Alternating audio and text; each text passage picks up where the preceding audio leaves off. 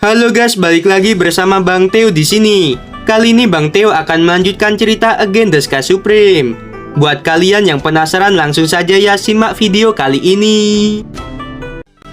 Waktu berlalu 1 bulan kemudian. Sekarang sudah 56 hari sejak uji coba dimulai. Jumlah murid yang sudah sampai di lembah ada 3.215 termasuk Tanyun. Sementara jumlah token identitas yang hancur mencapai 584. Itu artinya ada 584 murid yang telah meninggal. Serta ada 1 orang yang belum datang, yaitu Mumengi. Hati Tanyun menjadi kacau karena Mumengi belum datang sampai saat ini. Itu berarti terjadi sesuatu pada Mumengi. Tiba-tiba Tanyun yang sedang melepaskan kesadaran spiritualnya seluas 7.500 mil. Dia langsung berteriak, "Keratua, di hutan sebelah barat yang jaraknya 7.000 mil dari sini. Cepat bawa aku ke sana untuk menyelamatkan Mengi." Cahaya ungu hitam keluar dari kantong binatang. Kemudian, para murid menjadi terkejut. Mereka melihat kera berbulu ungu kehitaman dengan ketinggian 1.000 kaki keluar. Segera setelah itu, Tanyun bergegas ke bahu kanan kera iblis. Tanyun berkata, "Siapapun jangan ikuti aku. Kalian tetaplah di sini." Kera iblis membawa Tanyun dan bergegas ke hutan bagian barat laut. Setelah beberapa saat, kera iblis telah berlari sejauh 6.000 mil. Pada saat ini, di kedalaman hutan yang sunyi, wajah Mumengi tampak pucat dan rambutnya terlihat acak-acakan, serta tubuhnya ditutupi dengan puluhan luka pedang. Sebuah bekas cakaran juga terlihat di punggungnya. Itu menyebabkan darah memenuhi pakaian Mumengi. Mumengi dikelilingi oleh 9 murid laki-laki dari Istana Jiwa Ilahi. Ke-9 murid itu memandang Mumengi. Mereka tertawa dan berkata, "Gadis kecil, aku tidak menyangka kamu akan terluka parah oleh serangan monster dan kemudian bertemu dengan kami. Apakah ini memang takdir? Gadis kecil, ketika kami melihatmu saat kompetisi kemarin, kami benar-benar ingin melakukan sesuatu padamu. Dan sekarang, ini kesempatan yang bagus. Gadis kecil, hari ini kami akan menangkapmu. Ketika kami memenjarakanmu dan membiarkanmu pulih dari cederamu, kami akan bergantian menikmati dirimu." Mendengarkan hal itu, Mumengi berdiri dengan gemetar. Dia memegang pedang dan diletakkan di lehernya. Matanya yang indah meneteskan air mata. Lalu dia berkata, "Jangan mendekat, atau aku akan menghabisi diriku sendiri." Tiba-tiba, Mumengi berteriak kesakitan. Ternyata seorang murid di belakangnya. Dia melesatkan anak panah yang mengenai tangan Mumengi yang sedang memegang pedang. Saat Mumengi mengerang kesakitan, pedang yang ia pegang jatuh ke tanah. Pada saat ini, murid laki-laki yang melesatkan anak panah, dia menatap Mumengi dengan penuh keinginan bercocok tanam. Lalu dia berkata, "Melihat gadis kecil ini, aku benar-benar tidak tahan. Aku akan mencoba mencicipinya." Setelah mengatakan hal itu, dia muncul di belakang Mumengi yang terluka parah. Dia mengulurkan tangan kanannya dan meraih pakaian di bahu kanan Mumengi dan juga ingin merobek rok yang Mumengi kenakan. Saat tangan kanannya hendak menyentuh bahu kanan Mumengi, tiba-tiba terdengar suara gemuruh yang keras. Tanyun yang dipenuhi dengan emosi, dia langsung muncul di atas kepala Mumengi. Tanyun mengayunkan pedangnya dan memotong tangan murid yang hendak menyentuh bahu kanan Mumengi. Murid laki-laki itu berteriak dan Tanyun memotong kakinya seperti kilat. Ketika 8 murid lainnya melihat Tanyun, mereka ketakutan dan melarikan diri untuk menyelamatkan hidup mereka masing-masing. Tanyun berkata, "Keratua, tangkap mereka." Memikirkan apa yang telah dilakukan oleh 9 murid itu membuat Tanyun sangat marah. Kera iblis memandang ke arah 9 murid istana jiwa ilahi. Lalu dia berkata dengan penuh amarah, "Kalian hanyalah semut, tetapi beraninya memperlakukan calon istri Tuan dengan tidak sopan." Aura milik kera iblis tiba-tiba menyelimuti 8 murid yang melarikan diri. Tiba-tiba, 8 murid itu ditekan ke tanah dan tubuh mereka mengeluarkan darah. Mereka tidak bisa bergerak sama sekali. Mumenyi berkata dengan pelan, "Tanyun, kupikir aku tidak akan pernah melihatmu lagi." Mumenyi memeluk Tanyun sambil menangis. Melihat penampilan Mumenyi yang begitu berantakan, Tanyun menangis dan berkata, "Menyi, katakan padaku, apakah luka di tubuhmu disebabkan oleh mereka?" Mumenyi berkata dengan pelan, "Itu benar, Tanyun, balaskan dendamku. Kamu harus menghabisi mereka." Tanyun dengan lembut membawa Mumenyi dan menyandarkannya di batang pohon. Lalu dia berkata, "Aku akan mengatur penghalang kedap suara untukmu. Tunggu aku di sini. Nanti aku akan membawamu ke lembah tempat para murid berkumpul." Setelah itu, Tanyun melambaikan tangan kanannya dan mengatur penghalang kedap suara yang menutupi Mumenyi. Itu membuat Mumenyi tidak bisa mendengar suara yang berada di luar.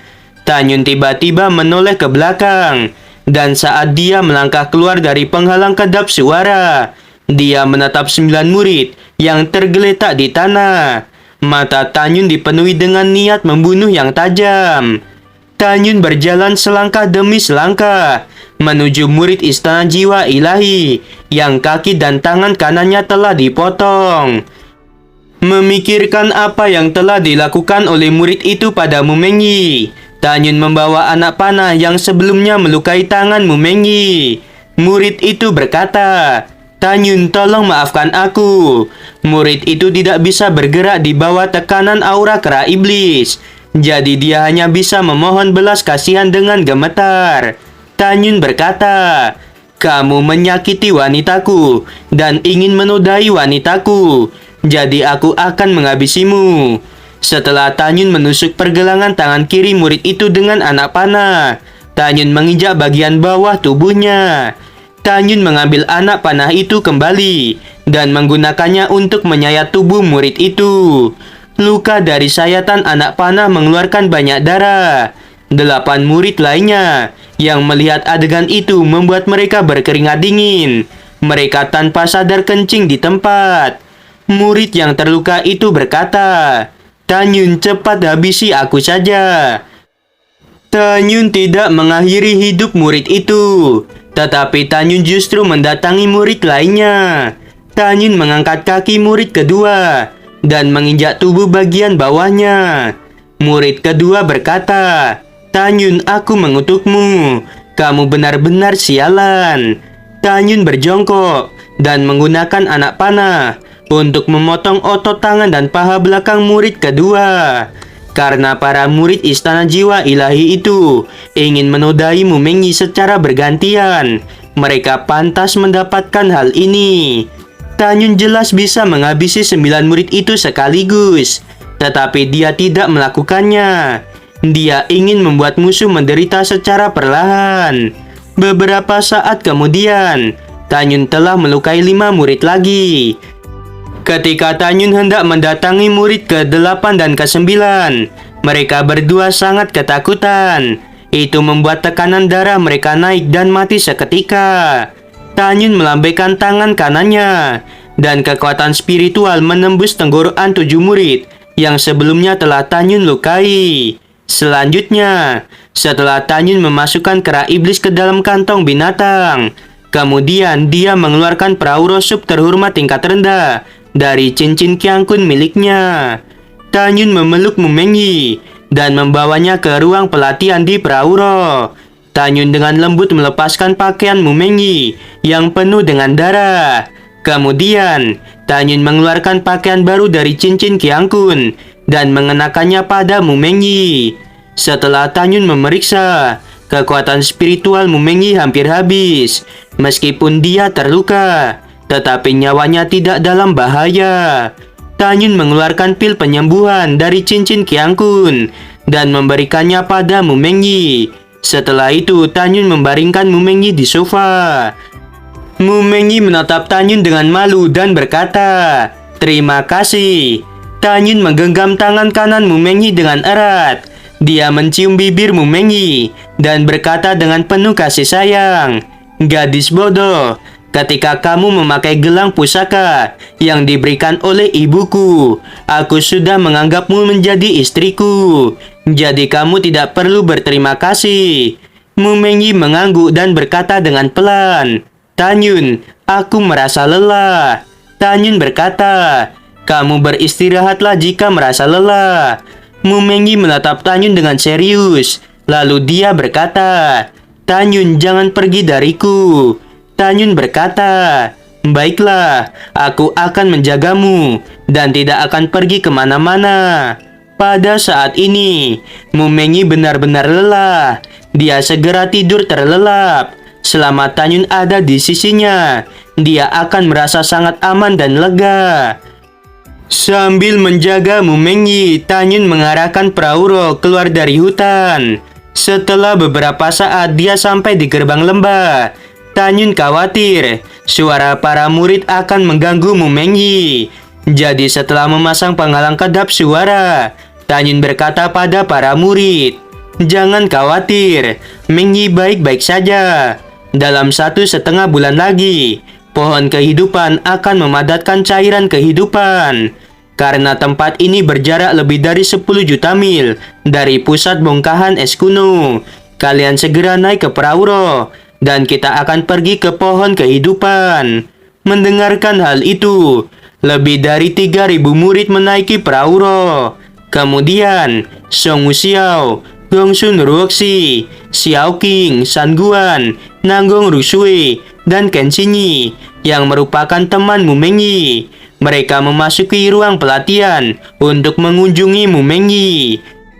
Alasan mengapa Sui Zhan tidak ikut masuk itu karena dia sedang menarik Huang Fuyu yang juga berjalan menuju ruang pelatihan. Sui Zhan berkata, "Hei, apa yang kamu lakukan? Kamu tidak perlu masuk ke sana." Ada sedikit rasa malu di wajah Huang Fuyu. Dia sebenarnya hanya ingin mengunjungi Mu Mengyi. Namun, setelah ditarik oleh Sui Zhan, dia menjadi tidak senang dan berkata, "Lepaskan aku, kalau tidak, jangan salahkan aku karena bersikap kasar padamu." Sui Zhan tidak melepaskan Huang Fuyu, lalu dia berkata dengan dingin, "Apa kamu pikir aku takut padamu? Oh ya, tubuh kecilmu ini, sepertinya kamu laki-laki palsu." Pada saat ini, Tanyun terbatuk ringan dan keluar dari ruang pelatihan. Lalu dia berkata, "Xian, berhenti membuat masalah. Lepaskan saudara Huang Fu." Setelah Sui Zhan melepaskan Huang Fuyu, dia melangkah masuk ke dalam ruang pelatihan. Huang Fuyu berkata dengan keras, "Kakak Tan, lihat kelakuan Sui Zhan ini." Tanyun menepuk bahu Huang Fuyu. Dia tersenyum dan berkata, "Xian memang keras kepala. Kamu harus bersabar padanya." Setelah itu, Tanyun menatap ke arah para murid dan berkata, "Sekarang kita akan pergi ke bongkahan es kuno. Aku juga ingin mengatakan sesuatu pada kalian semua." Aduh guys, episode kali ini sedikit tegang ya. Karena calon istri Mimin hampir saja digituin sama murid Istana Jiwa Ilahi. Untung aja ya, ada bodyguard Mimin yaitu Tanyun yang nyelamatin Mu Mengyi.